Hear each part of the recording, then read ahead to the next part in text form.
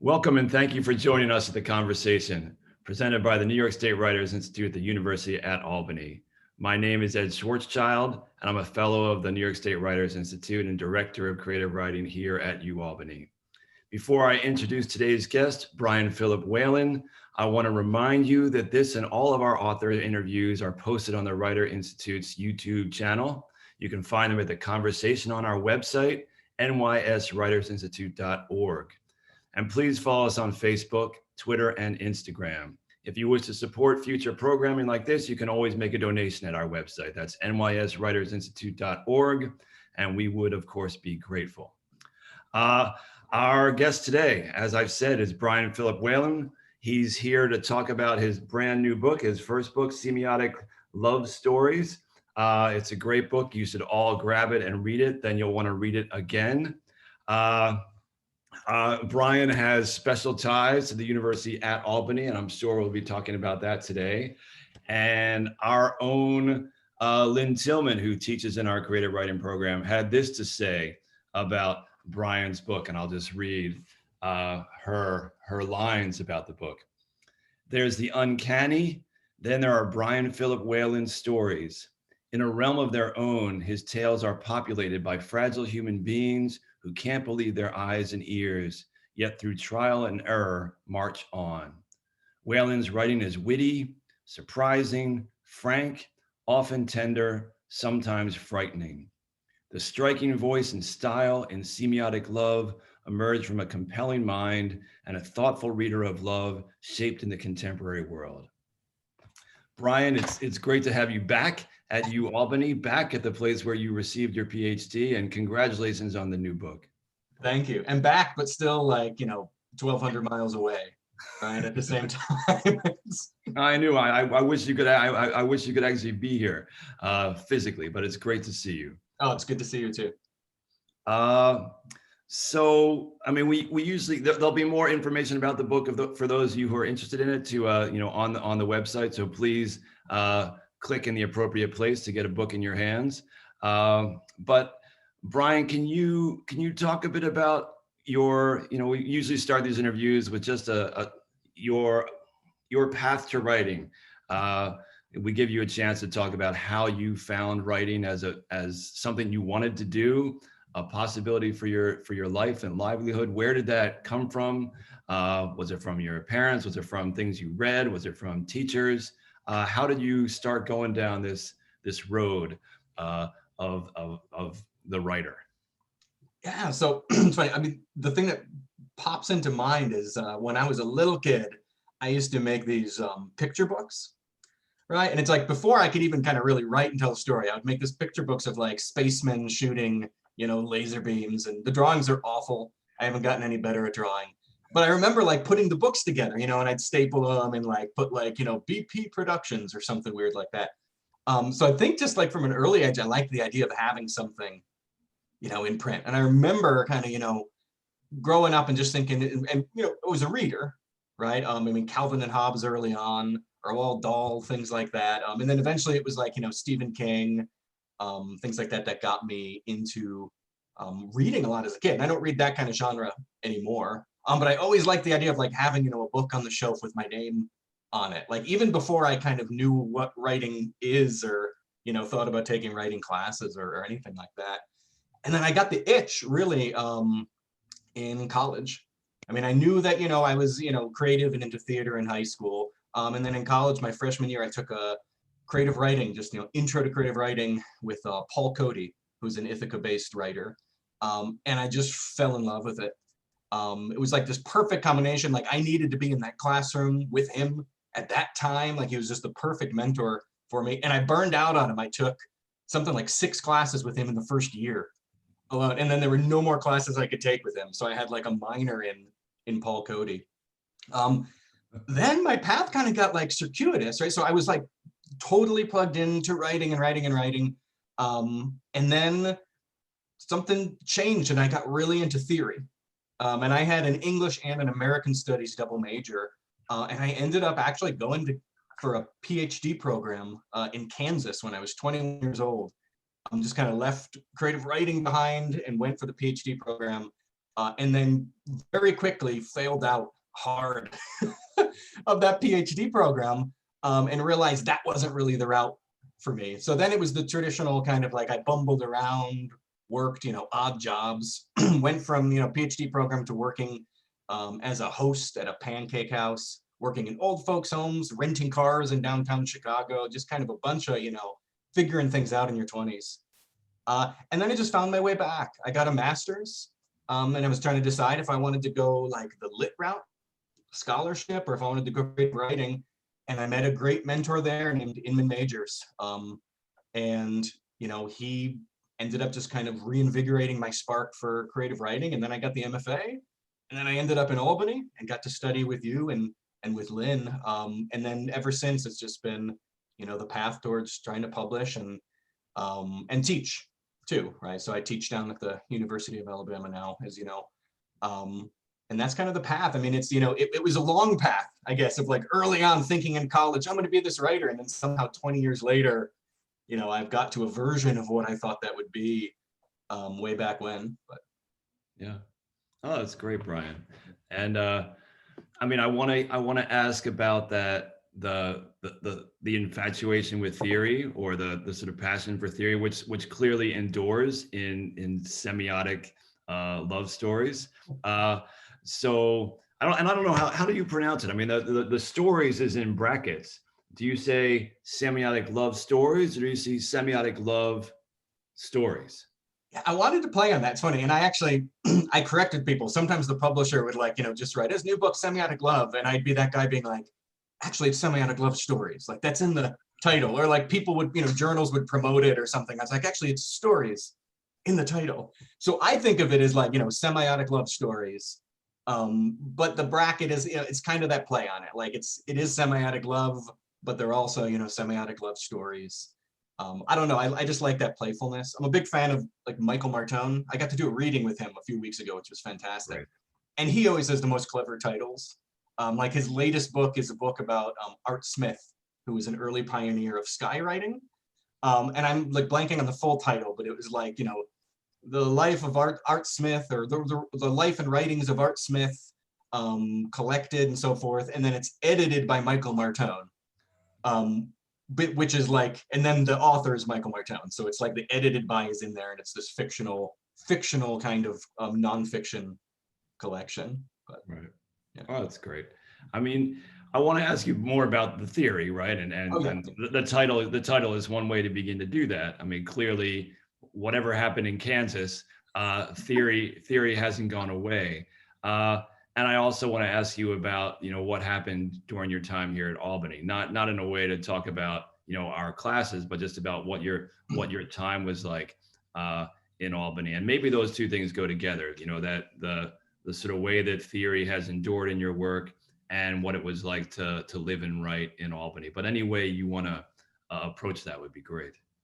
Yeah, no, I mean, they go together perfectly. And it's ironic. I'll start with saying that, like, I can't say I'm no longer influenced by theory, because you just can't get rid of those influences, but I'm no longer like interested in making theory and philosophy like a part of my writing, the way that it is in Semiotic Love, and especially in the title story, right, where there's the diagrams, and the Semiotic Love, and that plays on the idea of the semiotic square by A.J. Grimes, who was a semiotician. This was back when I was like really into narratology, and philosophy and things like that. So it goes perfectly hand in hand, because I wouldn't have gone to Albany, or even probably gotten into the program necessarily, if I didn't have that influence. And I actually still remember that title, the title story, Semiotic Love. That was one of the stories I submitted. And I remember Lynn Tillman saying like, oh yeah, when I read that story, I realized I would want to work with you, which makes a lot of sense, knowing about her writing and her theoretical influences. So it was sort of this hangover, right, where I still was, and I was drawn to Albany because there was the theoretical element to, or a theory, not theory heavy program, but a strong element of people who, were immersed in critical theory and literary theory mixed with the creative writers, right, and the creative writing element too. So it was a kind of perfect combination. And what ended up happening, like, I'm not surprised that this book came out of that program, because everything except for that title story, that was written like in my gap year between the MFA and the PhD. All of the microfiction and flash fiction came out of workshop. It was really written in like a very short period of time. I looked it up. I kind of forgot. I looked up to my CV to see like when things came out and stuff in journals. And I realized that most of those are written from like, 2011 to like 2013 or 14. And then they took a while to get published and then collect in the book form. But an interesting thing happened that when I was at Albany and studying, critical theory more and kind of making that a part of my life, I realized that I was just done with it. That it just didn't interest me. I find it interesting, but it didn't interest me in the same way that it did when I was in my 20s. And when I was in my MFA, I'm sure my mentors in the MFA program wished I wasn't so into theory at the time, because my writing was just, all over the place and wild. So the book in many ways was sort of like a saying goodbye in a sense to some of that theoretical or conceptual, formulaic influences. And then everything I've been writing since, I guess you've seen some of it about like my sister, and even the novel I'm working on is veering much more towards like, traditional narratives. I still play with fragment and minimalism, but it's not like forefronted with, some kind of title like, semiotic in the title and things like that. So it was an interesting thing of kind of like putting to bed those early influences and then kind of rising beyond them for the newer work that I've been doing. Yeah. When you say microfiction, flash fiction, I mean it's a genre that you're so talented with, and the stories in Semiotic Love are just they are so compressed and yet so rich. I mean, you want to read them and reread them because they contain so much. How did you is it the theory that made you gravitate towards that form, or is it your love of poetry that made you gravitate towards that form? How did you find yourself, at least in those years from 2011 to 2013 and before or after, writing in this flash fiction, microfiction form? It's a good question. It's something my students ask me that a lot. I've been like talk to my students and visit other classes.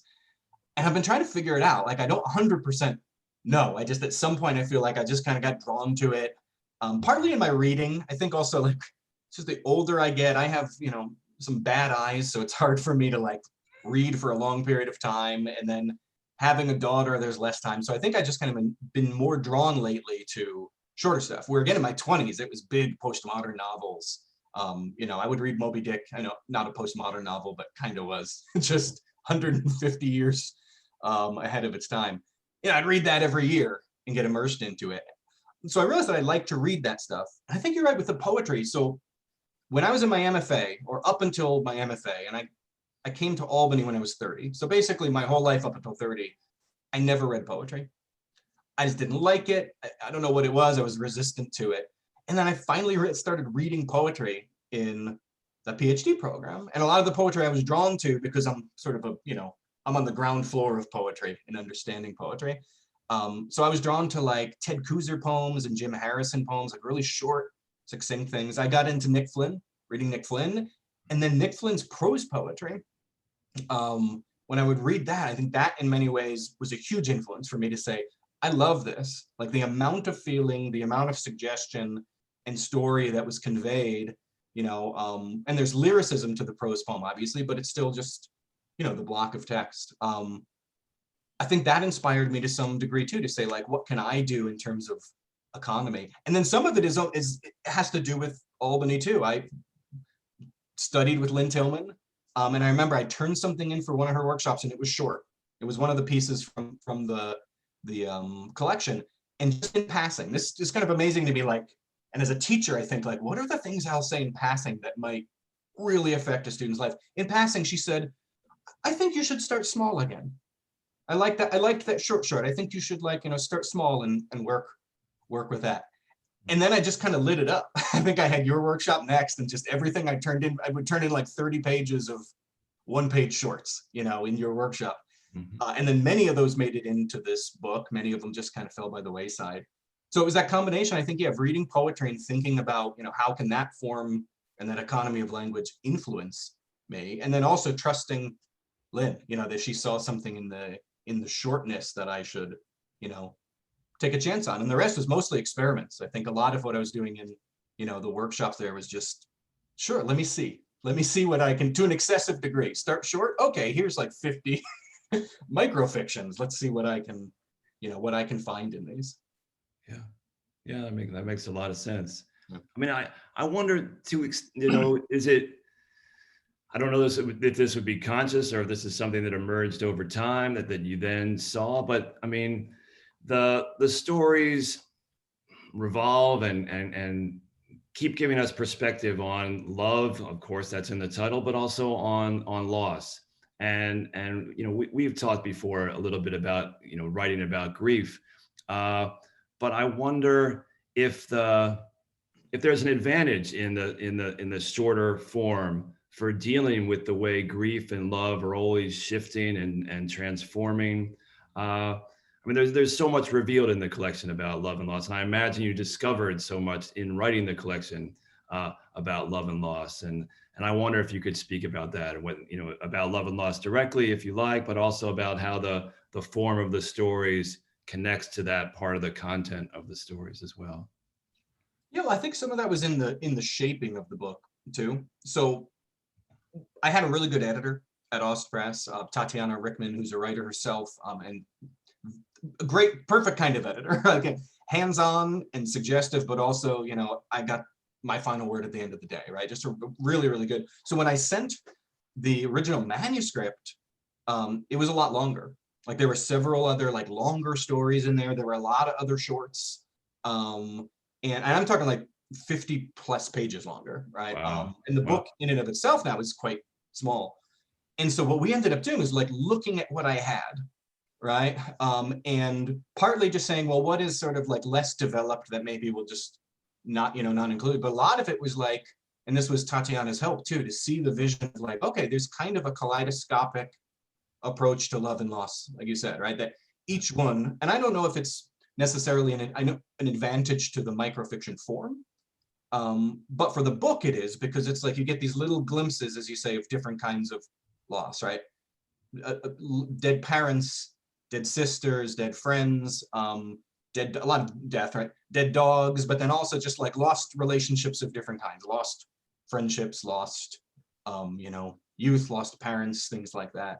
So I think she helped me kind of see what I had in this collection. And once we saw that, we were able to kind of, cut away. So you'd get these kind of crystallizations of, certain moments of loss, certain feelings of loss that hopefully, by the end of the collection, give you this well-rounded experience of loss in that little kind of, micro moment way. One of the things we did talk about, and I talk to my students a lot about this because there was anxiety. They always think, publishing a book is great and there's no anxiety or not many decisions that go into it. Just you write and, somebody publishes it.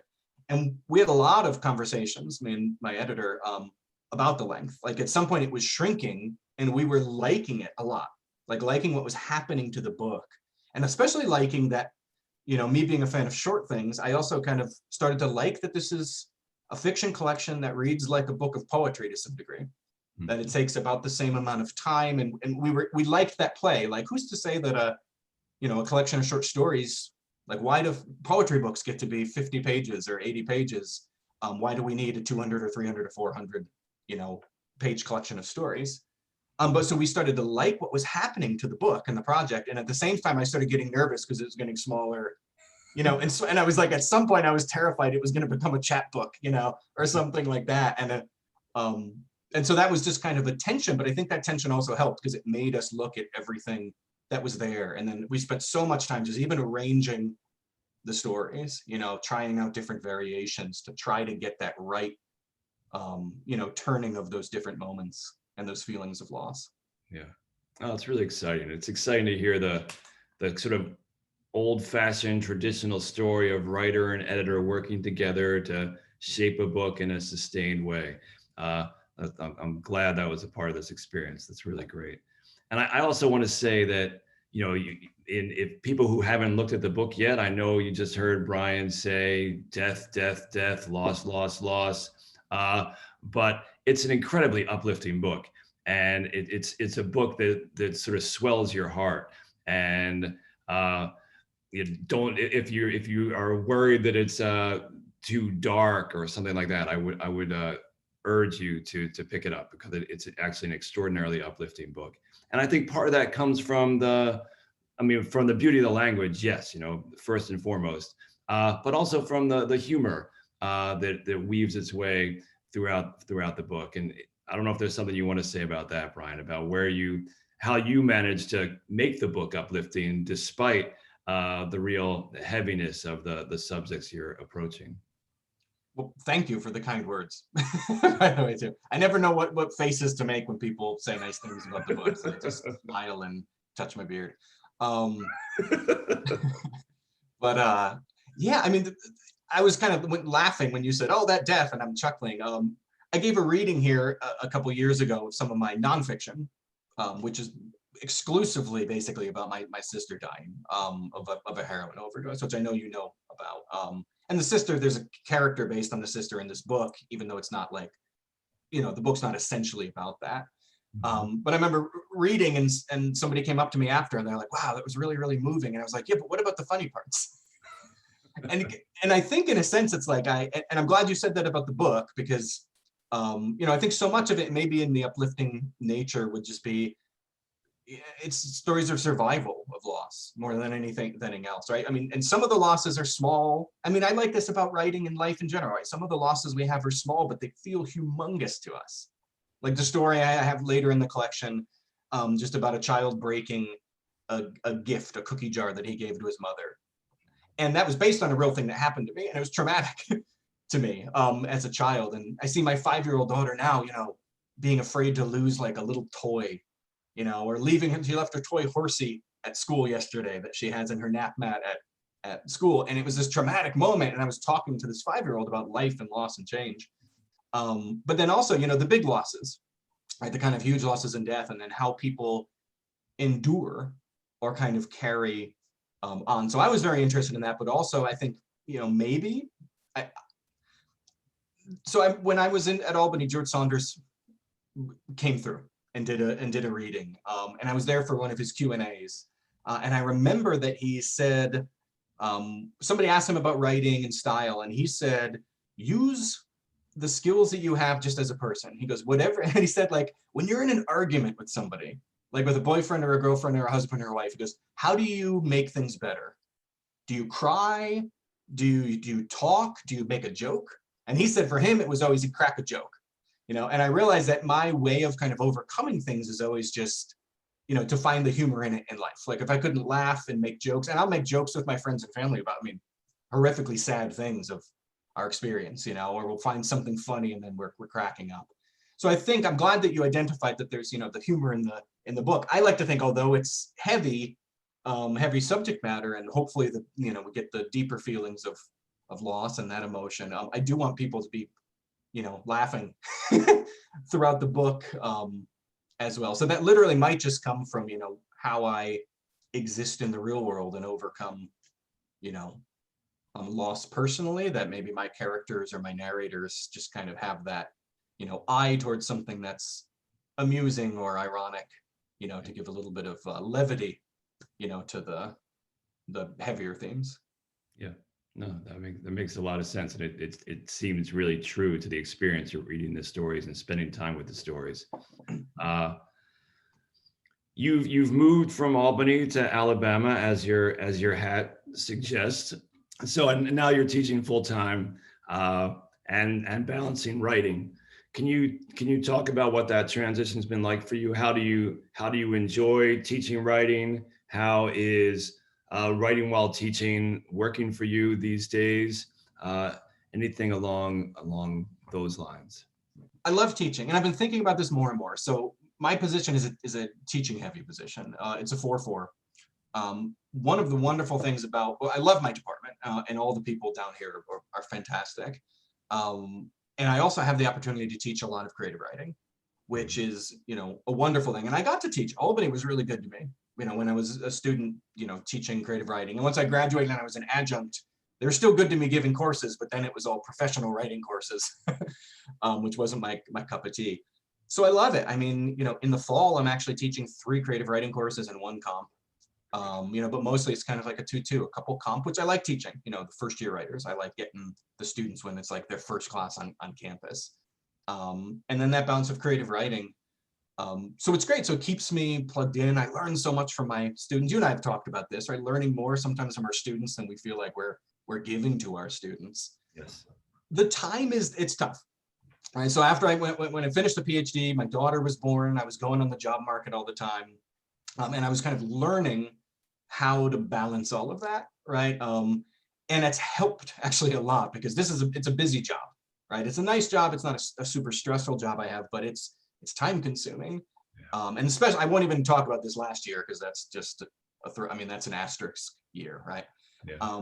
But in general, I actually found that being on the job market and having a child helps me figure out how to write in like small bursts, which I also think like the kind of microfiction inclination, even though I got into microfiction in the PhD program where I had like all the time in the world. So it wasn't really like fashioned out of necessity, but I'm really glad that I had that experience because now I often just have short bursts of time, especially during the semester to be able to write for like 20 minutes here or an hour here or a couple hours here.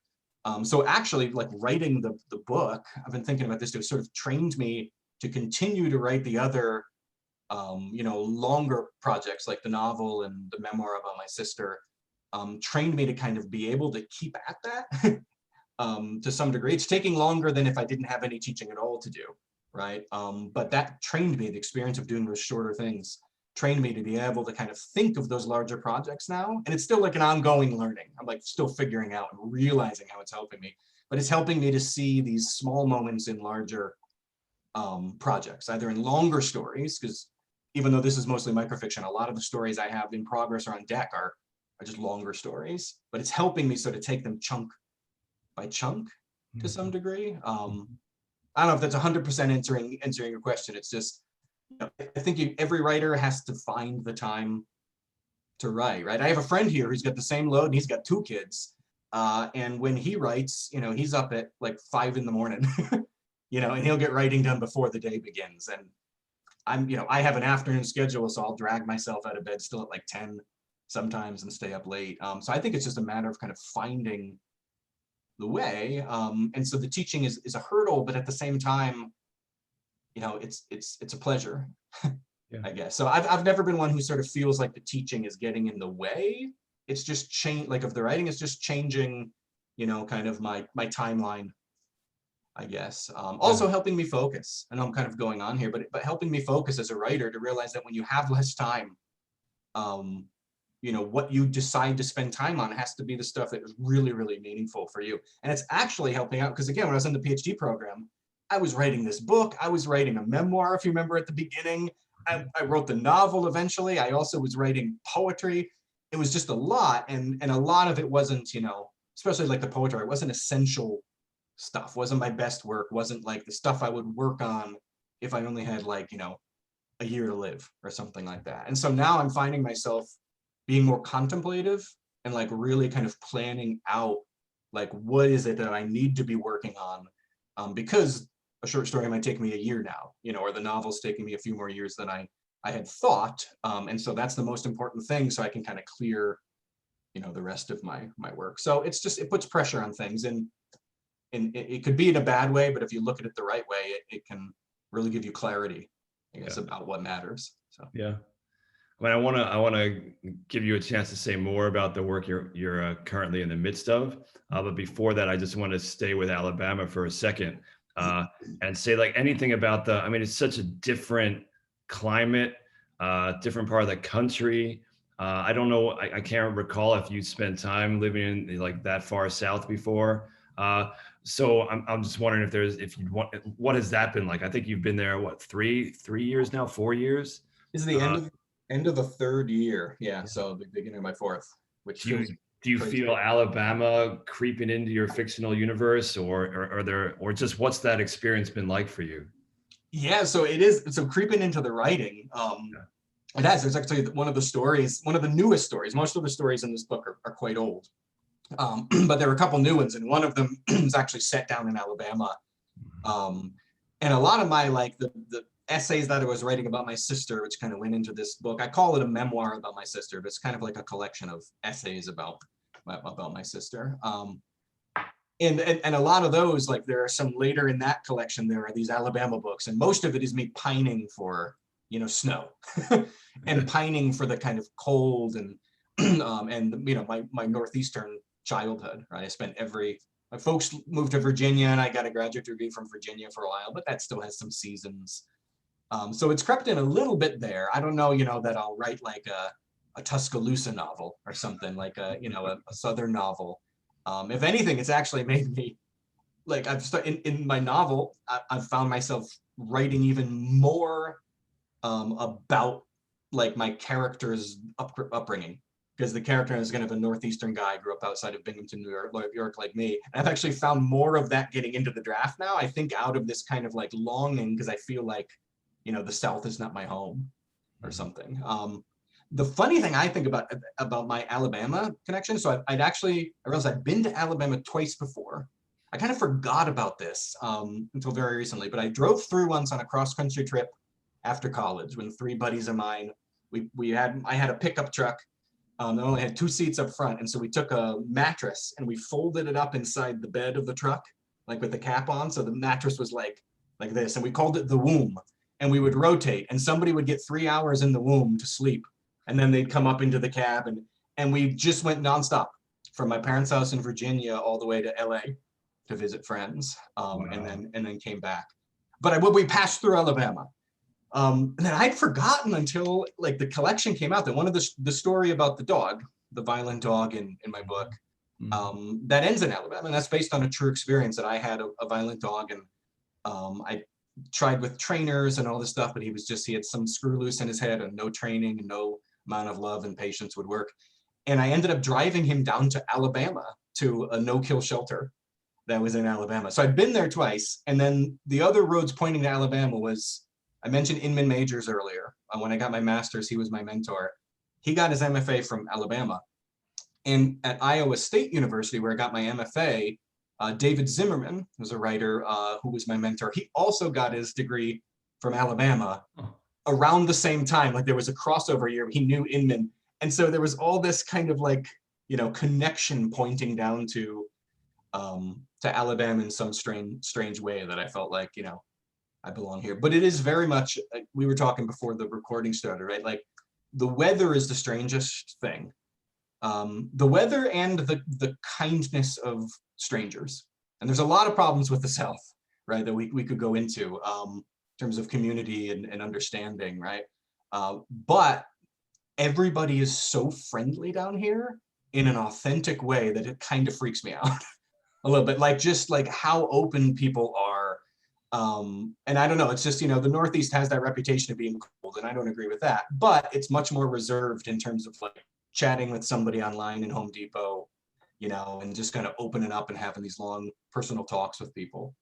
But the weather is the strangest thing. The weather is just the strangest thing. I'm acclimating to it. And it's kind of nice to have, you know, a spring day in December. But it's just still such a weird thing. We just don't get those like, you know, cold, rainy days. And when it does rain here, even in like the winter, for people who never lived in the South, like even the winter is humid. So it'll be like 35 degrees, but you're sweating like under your clothes because there's just this kind of wet, miserable humidity. But yeah. I don't know. Should I call you an Alabama booster or not? I'm not sure. Maybe not, yeah. But it does seem like you're extraordinarily happy there. As I said, I do want to give you a chance, just if you're willing to, and if you want to, no pressure. I mean, I know a lot of people don't like to talk about what they're working on. You've mentioned the novel, you've mentioned the memoir or the collection of essays about your sister. Is there anything else you'd like to share about that? And again, no worries. I mean, you've shared a brand new, incredible book with us. There's no pressure about sharing stuff about what you're working on, but if you'd like to, please do.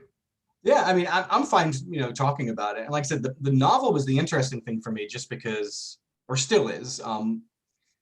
Let me back up. Like, so the novel was, you know, I had the draft of the novel as my dissertation, and then because of the job market and all these things, I started focusing on different projects, sort of saying, I'll come back to the novel. I'll come back to the novel. And I would come back every once in a while, but I learned that you can't just come back to a novel every once in a while. at least I can't. So it would, all the time I would spend, getting back into the book, then something would come up again and I'd lose it. So now, that this book is out, and then the other manuscript I was working about on my sister may be coming out soon. I'm kind of keeping fingers crossed, but it's circulating, and it's done. It's like, it's out of my hands now. I don't have to worry about that. And that book very much was the book about my sister. That just came out of, I guess, urgency or necessity. So, my sister passed away in spring of 2017 when my daughter was 1 year old. And I was thinking, when I was looking back and seeing, like, when did I write these stories? Like, when was the last, what's the oldest story, what's the newest story in the Semiotic Love? I realized that I have not published or really even written a piece of fiction since like 2017. I'd been working on the novel, but I just started writing prose poetry and essays about my sister, right? It wasn't with this intent to make a book, but I kind of looked down after like a couple years of writing. I looked down, I was like, wow, I have a lot of material that just came out of like, like just really feeling and working through grief and capturing memories and good times and making sense of things. So that sort of took over, for a while. And now that that is done, I have my slate cleared to work on the novel. And I don't mind talking about it because, the novel, because you've seen the various drafts along the way. The novel, is loosely based on my experience working in homeless shelters for AmeriCorps in that gap year I had between my MFA and my PhD. So I hung around, Ames, Iowa for a while. I worked, I guess volunteered technically, right, with AmeriCorps in Des Moines, worked with some homeless shelters, and at about that same time was when my sister was like really in the throes of her drug addiction, when things were really falling apart for her. And the novel was always kind of about those two things. So the interesting thing that happened, like there was a while where I was kind of kicking myself saying, why did I put that novel draft away? I should have stuck with it. But the process of putting together the Semiotic Love and like paying attention and thinking about the sister character in that book, which my takeaway, maybe because it's just personal, but for me, it's like that sister character is like kind of I don't want to say the best part of the book, but like maybe for me, it's sort of my favorite part of the book. Or I feel like even though the book's not about her, I kind of feel like it is. She's one of the characters that tracks throughout. It ends on the book. And I found that people respond most to the stories about my sister. And especially the last story in the collection, Una Vida Mejor, which is about, the sister pretty directly. Yeah. And so thinking about that, and then also realizing a lot of people have responded well to the nonfiction I'm writing about my sister, made me realize, like when I started getting back into the novel, I realized that it's less a novel about like the character based on me and what he's going through, and it's more a novel about the sister. Whereas in the original versions, it was very much about, this guy fumbling around, drinking too much, not sleeping, all these things. And the sister was just kind of the backstory, right? That was like on his mind all the time that he felt like bad about. And just through the process of her finally passing away, which is interesting, I began writing the novel when she was alive. My sister was alive, right? And then she died.